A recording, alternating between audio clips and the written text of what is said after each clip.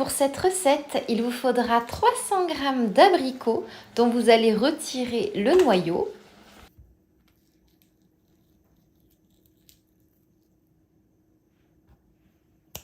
Coupez ensuite vos abricots en petits morceaux. C'est ce qui va permettre d'obtenir une cuisson homogène.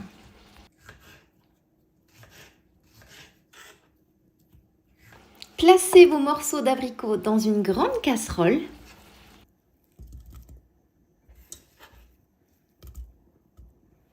Ajoutez 4 cuillères à soupe de sirop d'érable. Vous pouvez remplacer le sirop d'érable par du sirop de date, par un sirop de sucre, par du sucre.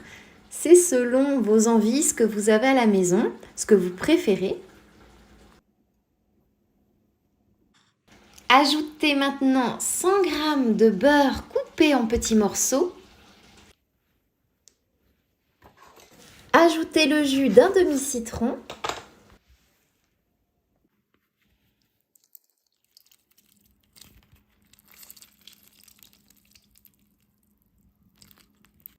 Et 4 graines de cardamome que vous avez légèrement écrasées avec votre couteau.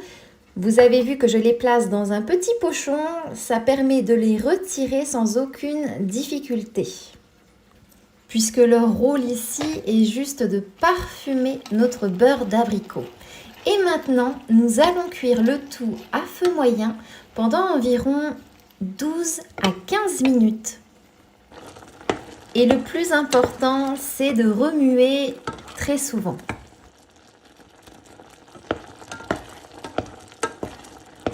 Et quand ça commence à prendre de la consistance, c'est le moment d'arrêter la cuisson et de laisser légèrement tiédir avant de mixer le tout. N'oubliez pas de retirer le petit pochon qui contient les graines de cardamome. Et bien mixer jusqu'à ce que ce soit lisse.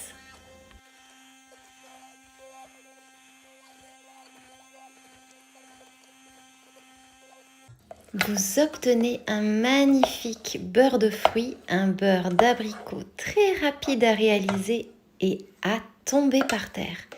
Déposez ça dans un pot en verre et mettez-le au frigo pendant 2 heures au minimum. Et maintenant, la question que vous vous posez, c'est comment utiliser ce beurre d'abricot fait maison? Eh bien, je vais vous donner quelques idées. Sur du pain grillé avec un petit fromage brie fondu, par exemple. Vous pouvez aussi vous en servir pour badigeonner vos viandes avant de les griller.